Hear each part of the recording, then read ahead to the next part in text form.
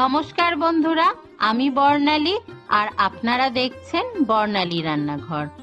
আজকের পর্বে আমি খুবই পপুলার একটা পোস্ত রেসিপি নিয়ে হাজির হয়েছি, পেঁয়াজ পোস্ত। খুবই কম সময়ে এটা বানানো যায় মাত্র দুটো উপকরণ দিয়ে। পেঁয়াজ পোস্ত আজকের আমি বানাচ্ছি আমার নিজের স্টাইলে। সবার প্রথমে 50 গ্রাম আমি পোস্ত নিয়েছি, আর পোস্তটাকে আজকে আমি শিলে বাটছি না, মিক্সিতে বেটে নিচ্ছি। মিক্সিতে দিয়ে দিলাম। এবার এটাকে শুকনোই একটু ঘুরিয়ে নেব। একটুখানি শুকনো অবস্থাতেই ঘুরিয়ে নেওয়ার পর দেখুন বেশ ভালো গুঁড়ো হয়ে গেছে। এবার জল অ্যাড করতে হবে। প্রথমে জল অ্যাড করে মিক্সিটা চালালে কিন্তু পোস্তটা বাটা হয় না, তাই প্রথমে শুকনো অবস্থাতে গুঁড়ো করে নেওয়ার পর অল্প একটু জল দিতে হয়।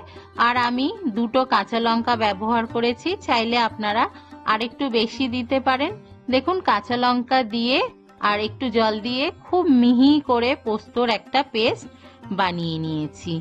আর এখানে আমি 200 গ্রাম পেঁয়াজ ব্যবহার করছি 50 গ্রাম পোস্তের জন্য। আর দেখুন পেঁয়াজটাকে বেশ বড় বড় আর মোটা মোটা করে কেটে নিয়েছি। এইভাবে করলে পেঁয়াজের মিষ্টতা যেটা থাকে, মিষ্টি ভাবটা ওটা বজায় থাকে, আর বেশ পেঁয়াজগুলো হালকা ফ্রাই হওয়ার পরে মুখে পড়লে বেশ ভালো লাগে।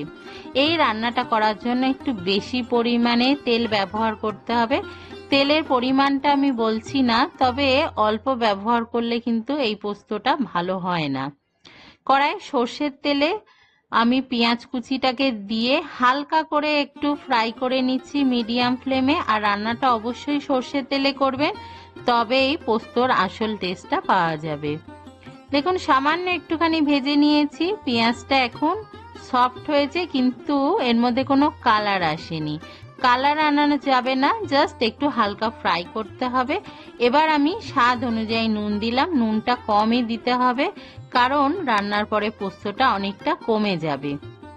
এবার সেই কাঁচা লঙ্কা দিয়ে বেটে রাখা পোস্তটাকে দিয়ে ভালো করে আমি দেখুন ভাজা ভাজা করে নিয়েছি।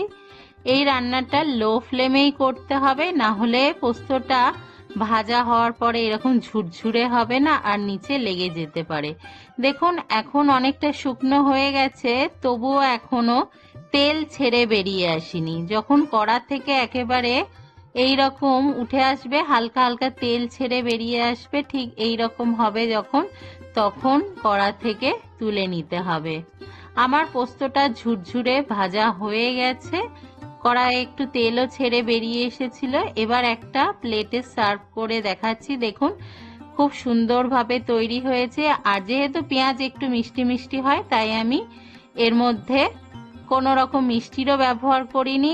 আর পোস্ততে হলুদের গন্ধ থাকলেও ভালো হয় না, হলুদও আমি ব্যবহার করিনি, আপনারা চাইলে করতে পারেন।